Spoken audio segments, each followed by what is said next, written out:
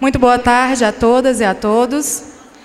Dando continuidade a este seminário, nós teremos agora, vamos apresentar a programação dessa tarde, que iniciará com a conferência, que nós vamos começar agora. Logo em seguida, às 15h30, nós teremos o debate.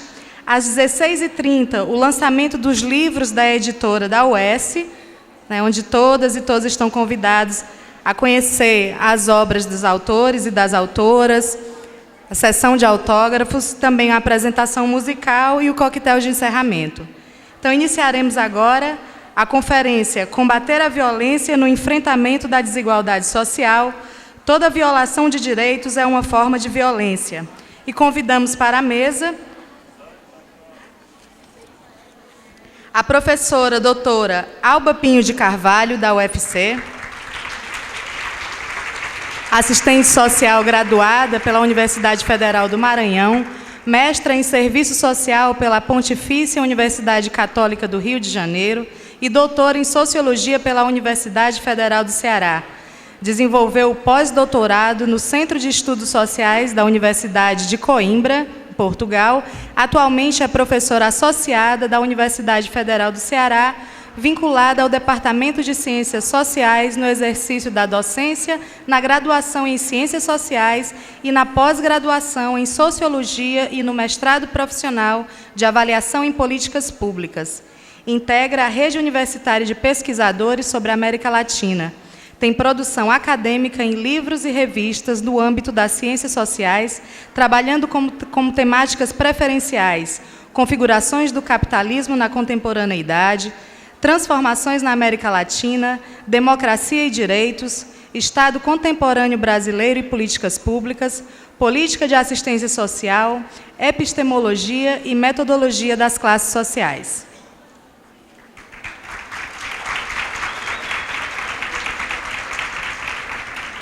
Convidamos também para compor a mesa a professora doutora Potiara Amazoneida.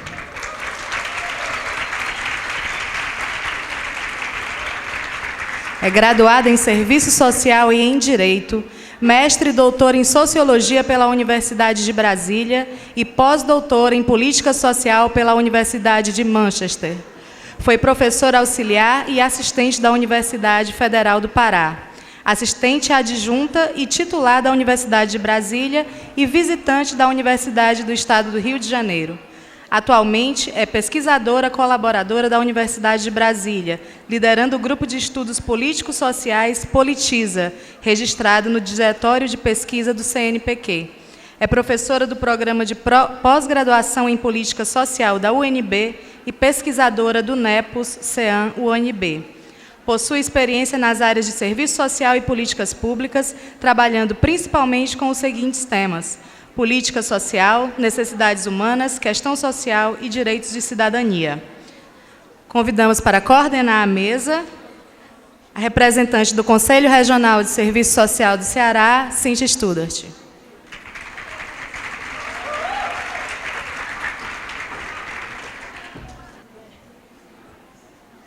Queria chamar a bolsista Jocasta para ficar aqui com a gente, Jocasta, auxiliando na relatoria.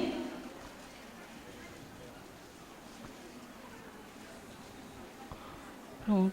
E mais uma vez agradecer, aos nossos companheiros bolsistas, estudantes da UES que estão dando, toda a força e apoio de forma bem competente, ao nosso seminário. Então, a gente inicia agora a conferência, Combater a Violência no Enfrentamento das Desigualdades Sociais. Toda violação de direitos é uma forma de violência. Passo a palavra agora para a professora Potiara. Bom, inicialmente, boa tarde a todas as pessoas aqui presentes. Eu gostaria de cumprimentar os organizadores e promotores e participantes deste evento.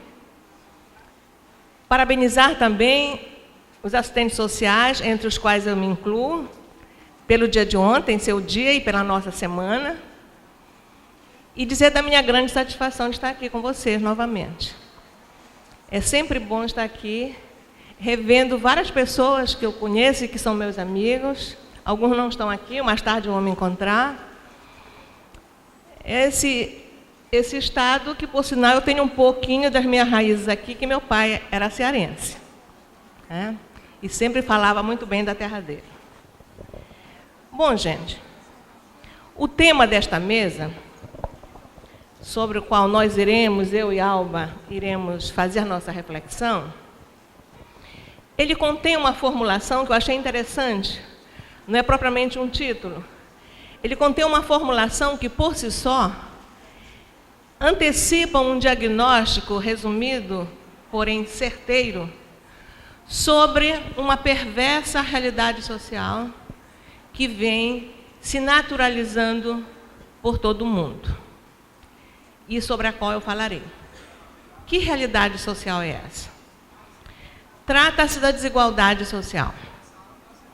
Ou melhor, trata-se da secular persistência da desigualdade social que, no presente estágio de desenvolvimento capitalista, vem apresentando a seguinte configuração. É uma desigualdade que, além de produzir e multiplicar novas injustiças sociais, em meio a um avanço científico e tecnológico de última geração, ela resgata também antigas desigualdades, ou antigas injustiças, que, somada às novas, vem vitimando não só indivíduos, grupos e classes sociais, que sempre foram as vítimas tradicionais da desigualdade, mas também vem vitimando agora países, nações, continentes inteiros, etnias, culturas, né? E que conheceram, no século recém-findo, que foi o século XX, conheceram de alguma forma benefício da cidadania, né? Então é por aí que eu vou falar, mostrando como a cidadania hoje vem se tornando um bem escasso para nós. Não admira, portanto, com essa caracterização da desigualdade social, que em pleno século XXI, ou melhor, na segunda década que nós já estamos do século XXI, nós ainda estejamos às voltas com dois antigos desafios relacionados à desigualdade social. Que desafios são esses? O primeiro, pelo fato de nós sermos profissionais, nós sermos pesquisadores, nós sermos professores, muitos de nós, existe um desafio teórico, eu acho. Um desafio teórico de nós procurarmos entender e qualificar essa desigualdade como uma matéria legítima e irrecusável de interesse das ciências humanas, incluindo-se aí o serviço social. Eu acho que o serviço social tem esse desafio teórico de entender essa desigualdade social. E o outro desafio é o desafio político de coletivamente identificarmos e perseguirmos estratégias de combate a essa desigualdade em um cenário extremamente adverso. Por que adverso? Porque hoje tudo conspira contra o combate à desigualdade social. A desigualdade social hoje está tão entranhada que tudo conspira contra o seu combate. No campo das políticas públicas, e particularmente no campo da política social, que é um tipo de política pública, o que nós presenciamos hoje em dia? Nós presenciamos uma notória regressão dos padrões civilizatórios conquistados no século XX, quer dizer, uma regressão, um andar para trás para os padrões antissociais, arcaicos e anticívicos que preponderaram em séculos anteriores, principalmente no século XIX. É por isso que ultimamente eu ando dizendo que não há nada mais parecido com as políticas sociais do século XXI do que as políticas sociais do século XIX. Parece que houve uma regressão, brutal. Esse fato justifica, né, o propósito do tema que nos foi proposto de identificar a desigualdade com a violência, né? Além de justificar o combate radical à sua existência por meio de ações que não só restaurem direitos, mas que criem direitos, né? Afinal, uma das maiores violações observadas recentemente é o desmonte dos direitos sociais. Muitas vezes nós reclamamos, puxa, a pobreza tem aumentado, a desigualdade tem aumentado. Sim, isso é um problema seríssimo. Mas o desmonte de direitos sociais que foram duramente conquistados no século XIX, desde o final do século XIX, e isso significou anos de luta das classes oprimidas, o desmonte disso hoje, como vem ocorrendo, isso constitui uma grande violência. Diante do exposto, eu me sinto, então, levada a realizar uma dupla e instigante tarefa. De um lado, eu vou denunciar as limitações e as falácias das teorias sociais hoje hegemônicas sobre desigualdade social, já que estas, por terem como parâmetro as necessidades do capital, porque o capital também tem necessidades, e nós sabemos que a necessidade do capital é o lucro incessante, acabam por menosprezar as desigualdades substantivas, as desigualdades reais, e, ao mesmo tempo, em que supervalorizam a desigualdade formal, a desigualdade perante a lei. Portanto, o que é que nós observamos hoje? É uma desvalorização ou uma negação da desigualdade real existente e uma supervalorização de uma formal desigualdade perante a lei, com a qual essa ideologia do momento acha que nós devemos só nos preocupar com isso. Isso, de um lado, eu vou fazer essa denúncia e vou criticar. E, de outro lado, a segunda tarefa, e agora referenciada em teorias alternativas à teoria existente, e parametrada não mais nas necessidades do capital, mas parametrada nas necessidades sociais, nas necessidades humanas, eu vou justificar a importância da luta política para a realização da igualdade substantiva. Então, a minha fala vai seguir esse itinerário. Mas eu gostaria de fazer aqui uma ressalva. Nesta luta pelo combate às desigualdades substantivas, não às desigualdades meramente formais, essa luta para a realização dessa igualdade substantiva, ela, embora enfatize a importância dos direitos, ela não deve se restringir só aos direitos, né? Ou seja, os direitos, no meu ponto de vista, não constituirão um recurso cabal nessa luta, ou seja, um recurso supremo, um recurso final.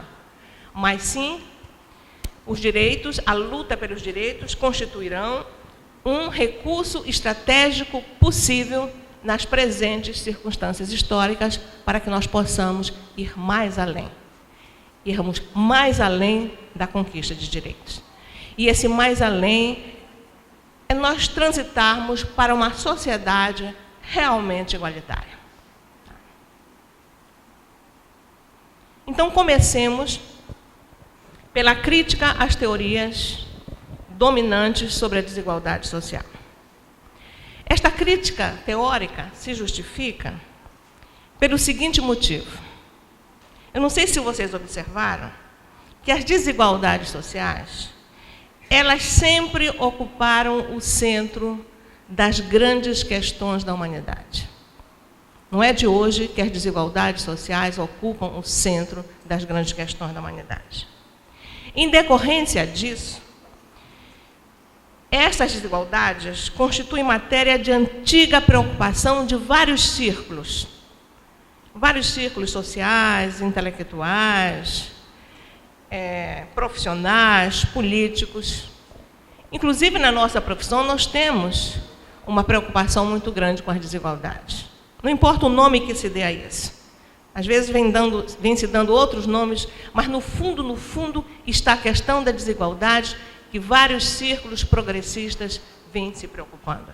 E até os conservadores, para justificá-la no sentido de que para normalizá-la, para naturalizá-la. No entanto, apesar dessa preocupação antiga em torno das desigualdades, o que nós observamos é que ainda existem muitas imprecisões, controvérsias, dúvidas e explicações inconclusas a respeito delas. Sem falar que hoje existe uma crença arraigada, generalizada, de que a desigualdade social é inevitável, ela sempre existirá, e que ela é funcional para o desenvolvimento econômico. Hoje, os discursos dos economistas que se baseiam numa teoria neoclássica, eles dizem o seguinte: sem desigualdade, e isso vem dos países centrais e dos organismos internacionais, sem desigualdade, será impossível formar a poupança indispensável para a criação de investimentos que, mais cedo ou mais tarde, incidirão sobre todos, inclusive sobre os mais desiguais. E dizem ainda, sem desigualdade, sem a concentração de renda nos grupos com alta capacidade de consumo, fica difícil promover o desenvolvimento econômico. Então, a desigualdade é importante e é funcional para o crescimento econômico, para o bolo crescer e, posteriormente, esse bolo poderá, mais tarde, ser redistribuído. Por esse raciocínio, que é o raciocínio que vigora atualmente, vigorou e voltou a vigorar atualmente, são os lucros obtidos à custa do aumento dos salários que favorecerá a prosperidade econômica, visto que o aumento do salário, além de não contribuir para isso, é inflacionário. Então, vamos obter lucros com esses lucros se propiciar o crescimento. Gente, a prevalência dessa concepção de desenvolvimento social e econômico não teria consequências mais graves se essa crença não se impusesse como uma lei natural. É quase como uma lei natural que se impõe a governos, que se impõe a tecnocratas e intelectuais subservientes, que acabam por considerar desigualdade como uma coisa natural, positiva e necessária. E aí eu me lembro que nos primórdios do capitalismo, a literatura nos mostra isso, nos primórdios do capitalismo, sob as bênçãos de uma doutrina que chamava doutrina da utilidade da pobreza,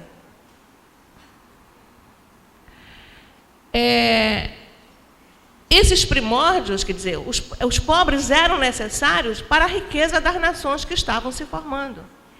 E agora, se nós fizermos uma comparação com os dias de hoje, nós vamos ver que é justamente a desigualdade e não a igualdade que torna os pobres laboriosos, competitivos e empreendedores. Hoje, a política que existe é fazer com que os pobres eles tenham que trabalhar. E vamos cada vez mais restringir os seus direitos sociais, a educação, a saúde, a habitação, a assistência.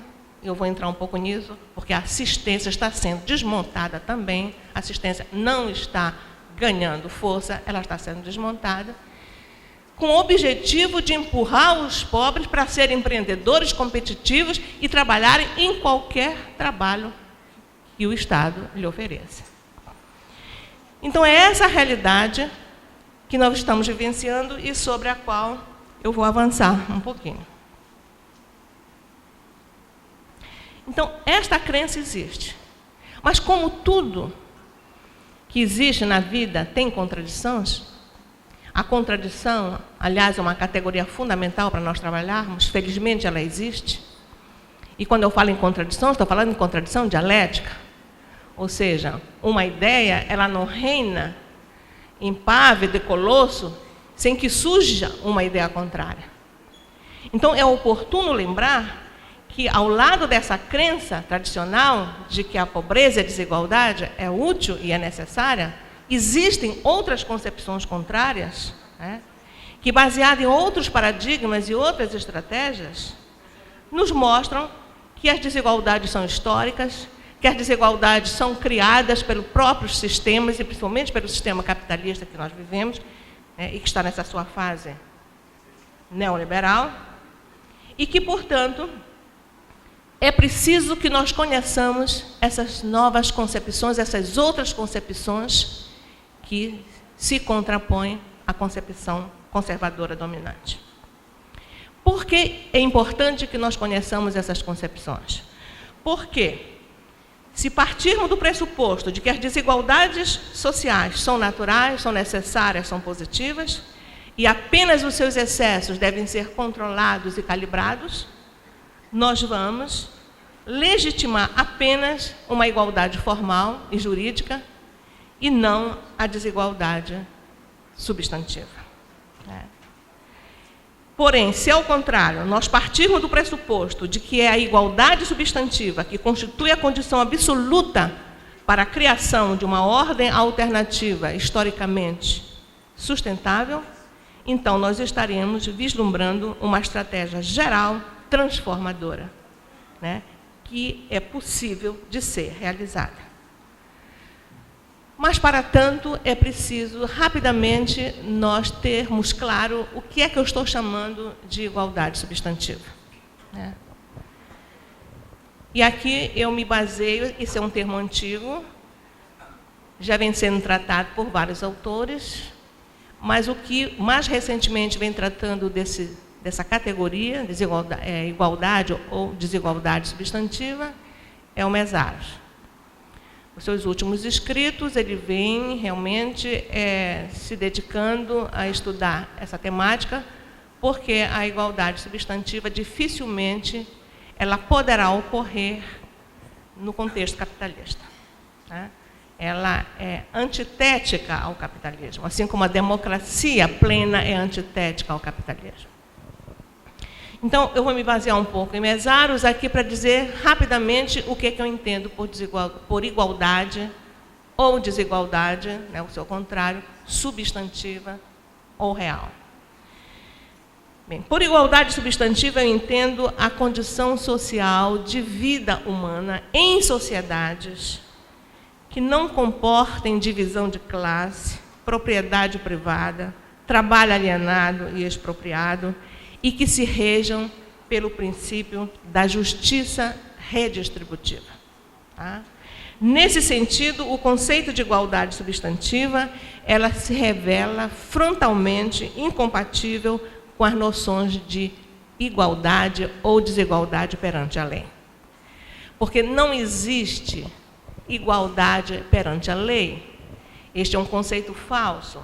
Este é um conceito desfalcado de sustentação empírica e de factibilidade. Nós mesmos sabemos que, apesar da nossa Constituição dizer que todos são iguais perante a lei, na prática, isso não é verdade. Tá? Portanto, isso é um discurso, é uma retórica vazia, que realmente não questiona as iniquidades existentes, reais existentes, que justificam a existência da igualdade real. Portanto, a igualdade substantiva, ela tem uma conotação específica, ela tem uma conotação diferente e específica. Primeiro, porque ela não se presta a formalismos e nem alimenta presunções de igualdade meramente de status. Não é eu ter uma igualdade de status perante a lei, eu sou igual, mas na vida real eu não sou. A índole da igualdade substantiva é uma índole transformadora e o seu escopo é universal, o seu impacto é estrutural. Por isso, a igualdade substantiva, além de ser um princípio orientador dos projetos comprometidos com a emancipação humana, e não só com a emancipação política, como diz Marx na questão judaica, ela ocupa uma posição central entre as categorias teóricas alternativas, as categorias atualmente existentes, e é ela que vai permitir a igualdade substantiva com que a liberdade seja uma liberdade também ampliada, seja uma liberdade igualitária, que se case com a igualdade também. Porque esse discurso da liberdade, tal como vem sendo discutido hoje, é um discurso também extremamente genérico, abstrato e falaz, né? Uma coisa que é meio falacioso. Liberdade, que uma igualdade substantiva requer, não é aquela liberdade que diz a minha liberdade vai onde começa a liberdade do outro. Não é uma liberdade individualizada, não é uma liberdade restrita a um determinado terreno, é uma liberdade coletiva. É uma liberdade das massas, é uma liberdade que permita a todos gozar, né, do processo de escolha, de tomada de decisões, de autonomia e de ter suas necessidades básicas atendidas de uma forma igualitária. É por isso que alguns autores, como Della Volpe, eles preferem usar o termo liberdade igualitária, né? E eu, avançando um pouco, indo mais além do que o Mesaros coloca, quer dizer, eu não defendo só uma igualdade real, mas eu defendo uma igualdade que, casada com uma liberdade mais ampliada, nós possamos ter uma liberdade real, ou uma liberdade igualitária. Bom, gente, dito isso, vamos ver as principais violações, né? Eu já estou me encaminhando já para mais da metade do que eu ia falar. As principais violações que as concepções de igualdade meramente formal têm produzido à humanidade. Todos nós sabemos que desde o final dos anos 70 do século XX, quer dizer, do século passado,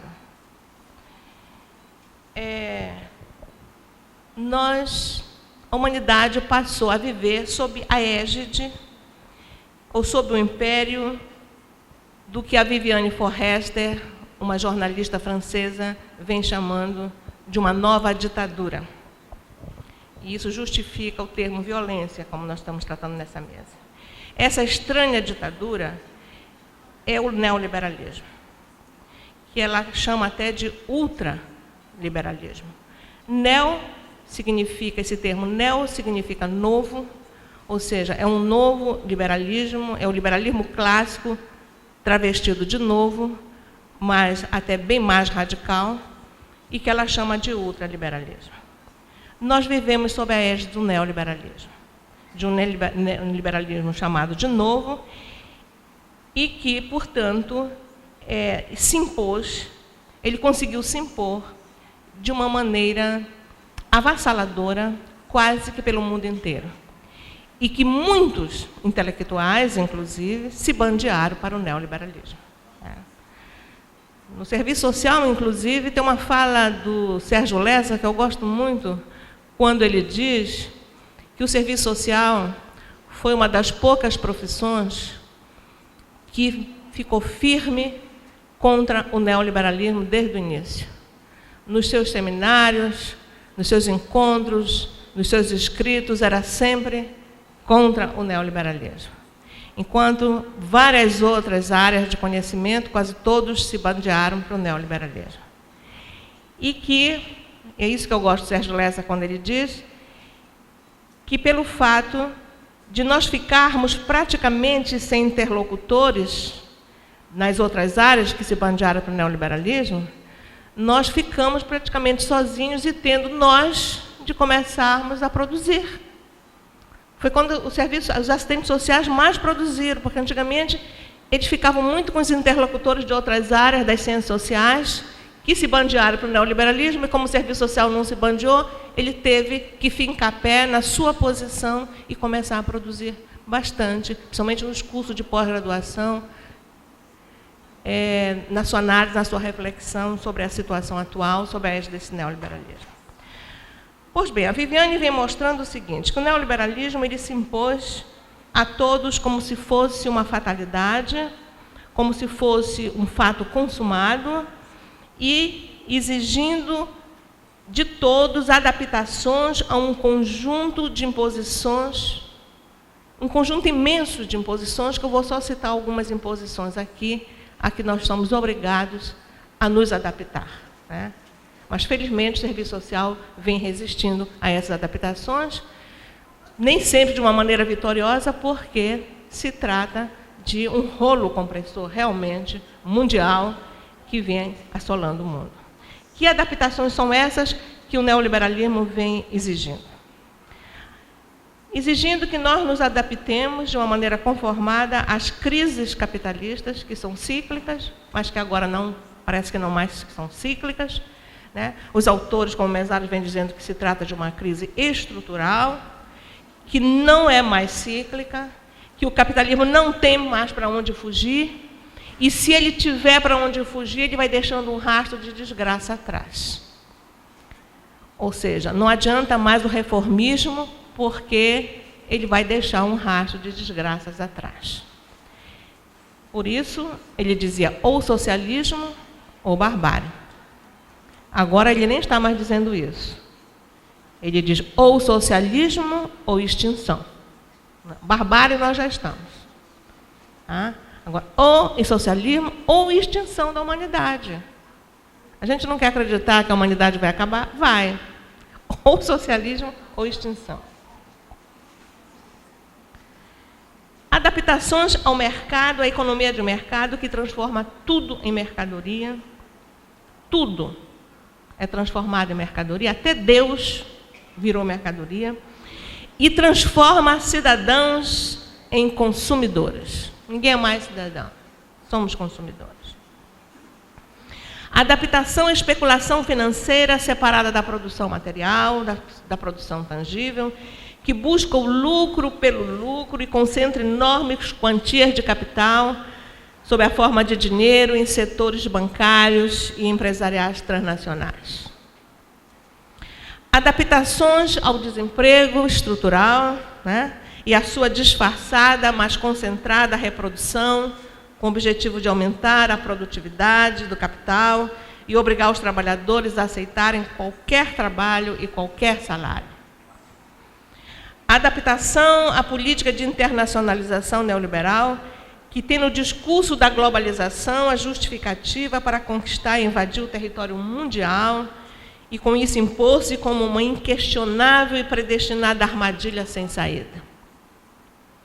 Essa história de armadilha sem saída se tornou até uma sigla.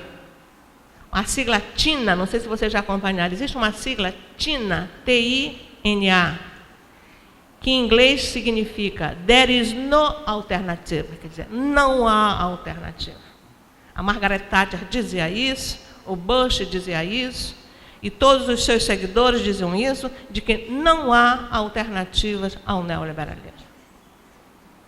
E essa sigla TINA vocês encontram sempre em produções na língua inglesa que trata dessa tendência perversa.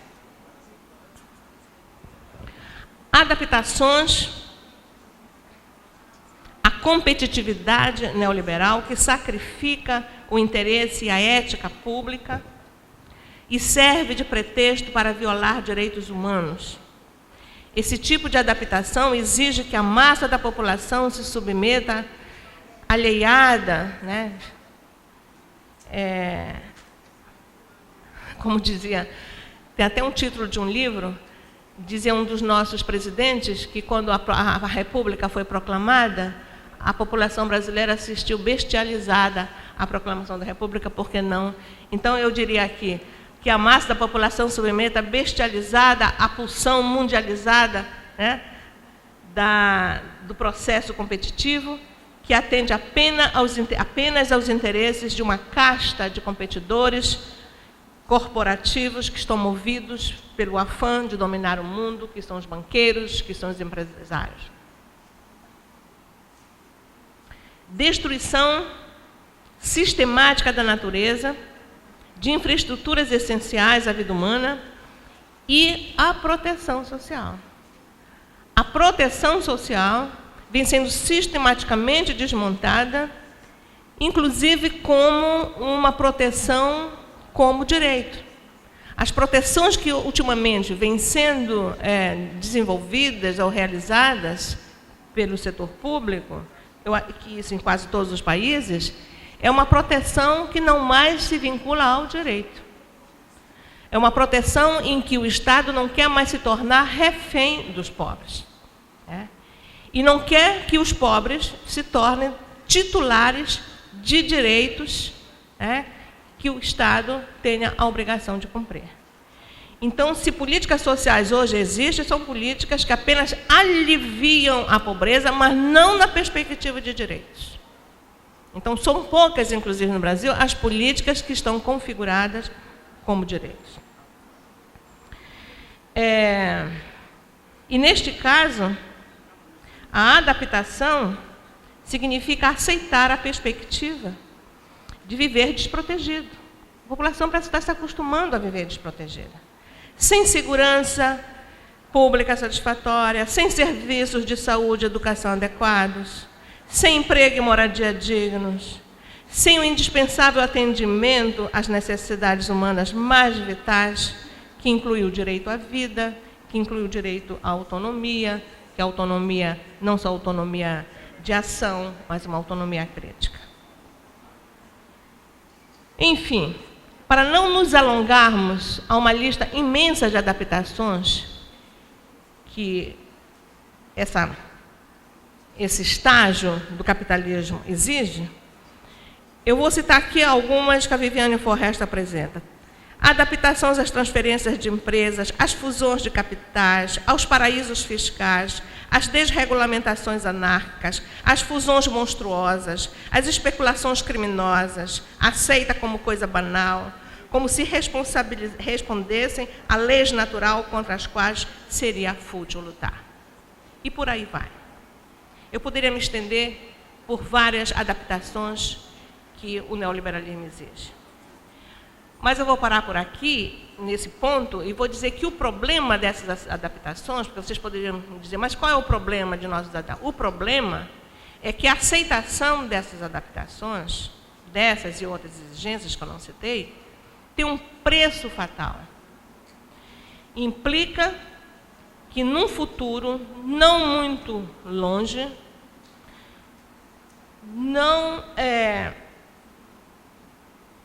nós não caiamos na barbárie, como eu falei. Mas o preço disso significa, como eu já me antecipei, a destruição da possibilidade de sobrevivência humana no planeta. Portanto, a aceitação da não alternativa para o capital significa a aceitação da não alternativa para a própria humanidade. É por isso que nós pensemos muito nisso, porque tudo está sendo destruído. E com relação a isso, o meu tempo está acabando, eu gostaria de dizer o que vem se passando, inclusive, em termos da América Latina. E do mundo também. O que se passa pelo mundo tem uma implicação muito direta na América Latina e no Brasil, porque nós fazemos parte do mundo. A América Latina é considerada o continente mais desigual do mundo. Algumas estatísticas nos mostram que aproximadamente 50% da população da América Latina vive numa situação de desigualdade profunda. Tanto que a América Latina se tornou o caso anti-exemplar para o resto do mundo. Tanto que a pobreza que agora está ocorrendo nos países desenvolvidos, chamados países do terceiro mundo, muitas vezes é chamado lá de latino-americanização. que está ocorrendo uma latino-americanização nos países do chamado Primeiro Mundo. Tá? Hoje nós temos uma desigualdade multiplicada, uma desigualdade diversificada e ampliada, como eu falei no início. Mesmo nos países do chamado Primeiro Mundo, nós observamos que existem cidadãos desejáveis e cidadãos indesejáveis. Ou seja, existe uma clivagem, muitas vezes invisível, que se nós formos prestar bem atenção, essa clivagem existe de uma forma cruel. Países, inclusive altamente desenvolvidos, onde o estado de bem-estar foi considerado generoso e maduro, dá para observar que existem minorias sociais que são segregadas. São segregadas, não são consideradas de uma forma igual, que ganham menos, algumas são castigadas pelo preconceito. E em vários outros países, inclusive no Brasil, as minorias sociais, mesmo que elas ganhem um certo status do ponto de vista da igualdade formal, substantivamente elas continuam sendo desiguais e não sendo consideradas de uma forma igual ao que a elite, ou o que a elite tem acesso. Os segmentos considerados desiguais, como os pobres, as mulheres, os segmentos étnicos, segmentos etários, os homossexuais, ou seja, esses segmentos, embora tenham conseguido se firmar do ponto de vista legal, eles continuam sendo menosprezados. Os pobres, principalmente, existem verdadeiros genocídios com relação e homicídios com relação à pobreza exposta. A questão dos imigrantes, a questão da xenofobia que está surgindo, ou seja, nós estamos vivenciando um período extremamente violento e eu acho muito pertinente relacionar a questão da desigualdade à violência. Eu só não queria terminar, daí eu pediria, eu ainda tenho uns 5 minutos, só não queria terminar com a impressão de que que estamos num beco sem saída e que não há realmente alternativa. Não quero reforçar essa sigla, TINA, there is no alternative. Claro que tem alternativa. Eu diria que não existiria alternativa se eu acreditasse, se eu não acreditasse na história, se eu acreditasse que a história só tem uma direção, e nós sabemos que a história tem várias direções, e se eu acreditasse também que o capitalismo não é contraditório. Mas como eu acredito na história, como eu acredito que a história tem várias direções, como eu acredito que o capitalismo é contraditório, então existem saídas, assim, que estão sendo apontadas, não receitas prontas, mas algumas tarefas que nos são recomendadas por determinados analistas. Eu vou aqui citar 3 ou 4 rapidamente. A primeira tarefa é não só recusar essa hegemonia, essa ideologia hegemônica da desigualdade social, mas é também desmistificá-la. E nós só podemos desmistificá-la pesquisando, produzindo e, teoricamente, desmistificando, como já vem sendo feito por várias pessoas, por vários grupos, por vários centros. Então, desmistificar e não aceitar já é um primeiro passo, é um passo importante para não sucumbir a essa ideologia. O segundo fator a ser explorado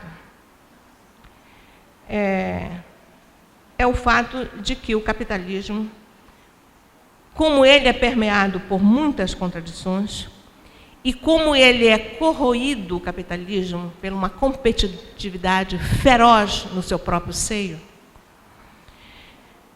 que quando um descobre uma coisa, um grupo descobre uma coisa, o outro já quer descobrir um mais avançado, e o outro um mais avançado. Nós vivemos agora nessa corrida terrível, esse celular agora tem isso, agora um outro tem uma outra coisa, joga fora, porque agora...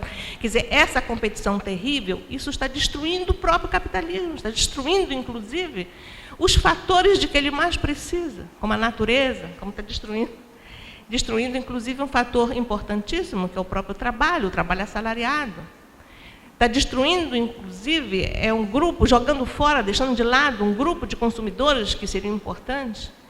Então, o capitalismo ele gera dentro dele uma série de competições que, muitas vezes, para salvá-lo, é o Estado que tem que salvar, como o Estado está salvando. E vamos ver até quando o Estado pode fazer isso. Então, um outro ponto que eu gostaria de colocar, e esse fato do capitalismo estar nessa corda, nessa onda toda, e até caminhando para um processo que, se ele não fosse corrido, ele se autodestrói, isso funciona, digamos, como uma porta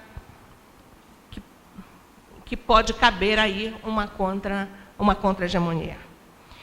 Por fim, aquilo que eu acabei de falar, como o capitalismo ele não sobrevive sem o apoio do Estado, né, porque é o Estado que mantém a ordem, é o Estado que garante as condições de acumulação, né? O capitalismo precisa do Estado, mas não de um Estado abstrato, não de um Estado genérico. Ele precisa, inclusive, dos Estados nacionais, concretos, para que ele possa se expandir além fronteiras e ganhar o mundo. E isso, o fato de precisar de Estados concretos nacionais, isso pode abrir porta, sim, para outras contraofensivas estratégicas. E nós poderíamos levantar algumas outras estratégias, como já vem sendo levantadas. Mas o que é importante, para finalizar, é nós termos claro que qualquer possibilidades abertas de luta contra o domínio destrutivo do capital não devem ser utilizadas com timidez, com parcimônia, com modéstia. Porque, com base nessa luta, nós temos que ter objetivos mais grandiosos, objetivo de reestruturação radical dessa ordem social dominante, porque, senão, eu não quero ser fatalista nesse caso, se não agirmos assim, se não recusarmos, e nós já temos, inclusive, exemplos com esses movimentos que estão aí, efervescentes, movimentos anticapitalistas que estão surgindo por toda parte. Já há algum tempo os movimentos anticapitalistas estão surgindo, com esse ânimo de negar as coisas como estão. Se não for empreendida uma luta desse tipo, contra a hegemonia do capital, do jeito como ele está, a nossa história será a história do término da humanidade.